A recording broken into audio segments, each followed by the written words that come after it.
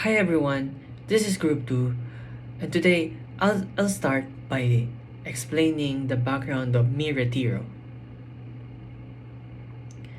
Mi Retiro is a poem written by Dr. Jose Rizal,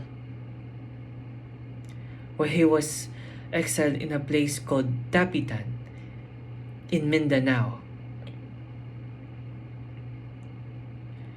Exile means he was forced to stay there by the Spanish government because of his beliefs and works.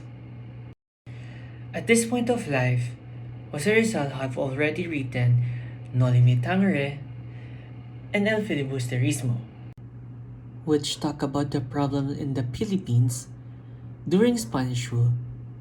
Because of these books, the government saw him as a threat and sent him far away to Dapitan. In Dapitan, Rizal lived a peaceful life. He taught kids, helped sick people as a doctor, built a water system, and even studied plants and animals.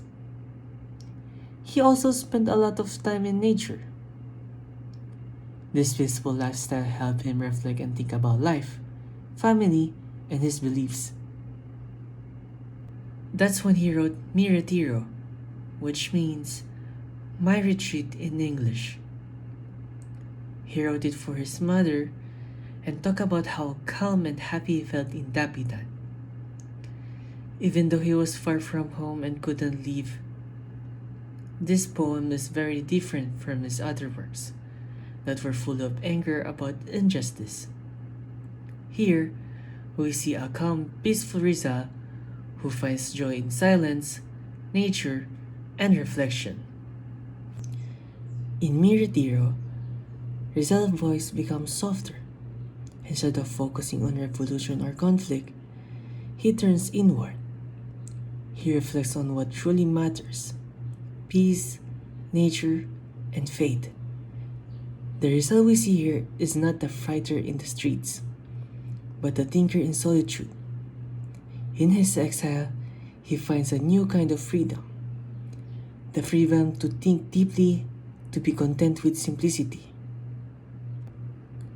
Through his calm reflection and faith in ideas, Rizal showed that Filipino strength is not only found in fighting or rebellion, but in understanding, patience, and self-discipline. Even in silence, he continued to inspire his thoughts. Written in Dapitan, showed that love for the country can also grow in quiet moments. Through learning, teaching, and appreciating the world around us. This peaceful side of Rizal gives us a complete picture of who he was: a man of both courage and compassion, intellect and emotion. And that's what makes Mi Retiro so meaningful. It's just not a poem about retreating, it's about renewal, finding peace in stillness and strength in reflection. Now that we understand the background and context of how Mi Retiro came to be, let's move on and explore what the poem actually says. How Rizal used nature and language to express his inner peace and love for life. Let's talk about what the poem is about and how it's written.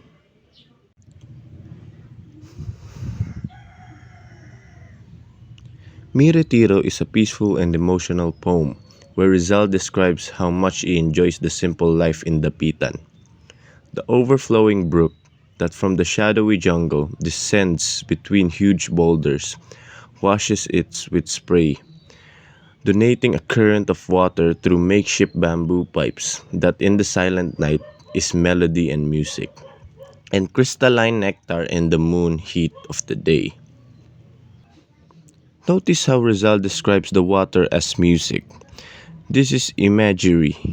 He's not just telling us the brook exists. He's letting us hear it through his words. It makes the scene alive and calming. He talks about nature a lot. The waves, the stars, the trees, and the wind. He says that being around nature helps him feel calm and happy. Instead of being angry about being exiled, he accepts it and finds peace. The poem is written in Spanish, but when translated into English or Filipino, it still keeps a soft and relaxed tone. The words Rizal uses are not loud or angry, they're gentle. He says things like, "Sweet is my sleep under the moonlight," and "God speaks to me through the sea breeze." These show how much he values peace and quiet. The sea. The sea is everything.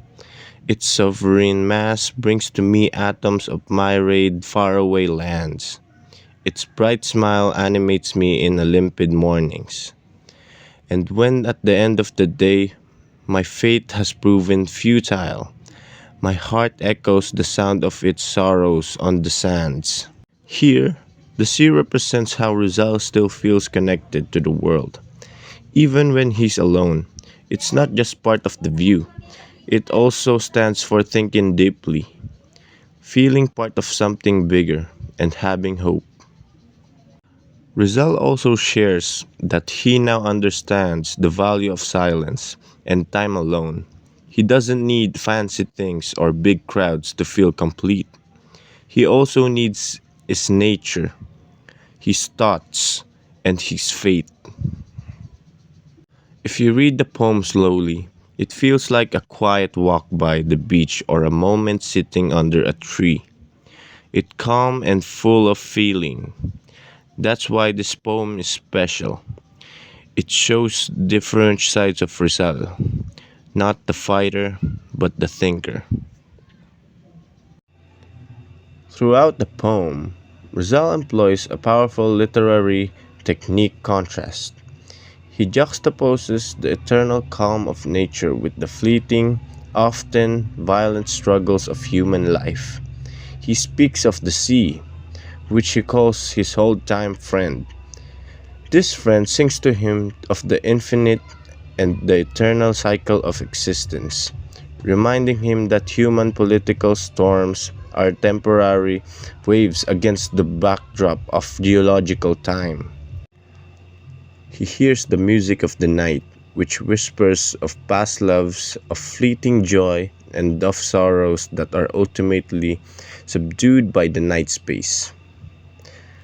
This serves to put his own struggles, his exiles, into a vast cosmic perspective. It's a nice, profound lesson in acceptance and scale. So, how does this poem, written by a man in isolation, become a vital pillar of the Filipino national identity? First, it offered a model of dignified resistance. Rizal's life in Dapitan, where he built school, a clinic, and a water system, showed that nationalism wasn't just about fighting.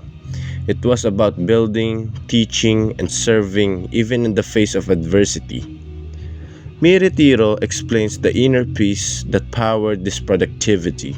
Second, it provided a source of a moral hope for Filipinos facing daily oppression. This poem served as a quiet reminder that the struggle was temporary and that their idea of a free Filipino were immortal and unbeatable. Mi Retiro is not just a lovely piece of literature. It is a spiritual blueprint for the Filipino. It teaches us that the true strength is not found in victory on the battlefield, but in unwavering conviction of a soul at peace, a soul dedicated to an immortal idea. We can ask ourselves, do we like Rizal? Seek a retreat, a mental space to recharge our intellect and quiet our own griefs or anxieties? Do we remember that our current struggles are fleeting when measured against the scale of history? Most importantly, do we still champion the idea, the principles of truth, integrity, and justice over immediate, overwhelming noise of brute force? Be it political spin, misinformation, or sheer power. Rizal himself says, "Faith do I have, and I believe the day will shine, when the idea shall defeat brute force as well. And after the struggle and the lingering agony, a voice more eloquent and happier than my own will then know how to utter victory's canticle." Even in Rizal's small hut by the sea, he sees the world full of dreams. The overflowing brook that from the shadowy jungle descends between huge boulders washes it with its spray, donating a current of water through makeshift bamboo pipes that in the silent night is melody and music, and crystalline nectar in the moon heat of the day. I got something extra for you guys. Did you know that Jose Rizal was a polyglot who mastered 22 languages, including Catalan, Chinese, English, French, German, Greek, Hebrew, Japanese, Latin, Malay, Sanskrit, Spanish, Tagalog, and other Philippine languages? Now, let's talk about what mi retiro really means and what we can learn from it. Faith do I have, and I believe the day will shine, when the idea shall defeat brute force as well. And after the struggle and the lingering agony, a voice more eloquent and happier than my own will then know how to utter victory's canticle. The first big idea in the poem is peace in silence. Rizal teaches us that we don't always need to be busy or surrounded by people. Sometimes we need to slow down, be quiet, and just think. That's where we find peace. In today's world where everyone's scrolling, posting, and talking online, we often forget the value of silence. Rizal's message reminds us that peace doesn't come from noise, it comes from reflection and stillness.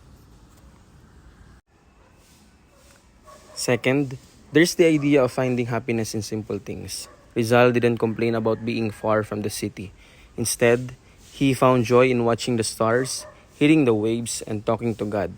It shows us that we don't need expensive gadgets or fancy places to feel happy. We just need to notice the beauty around us.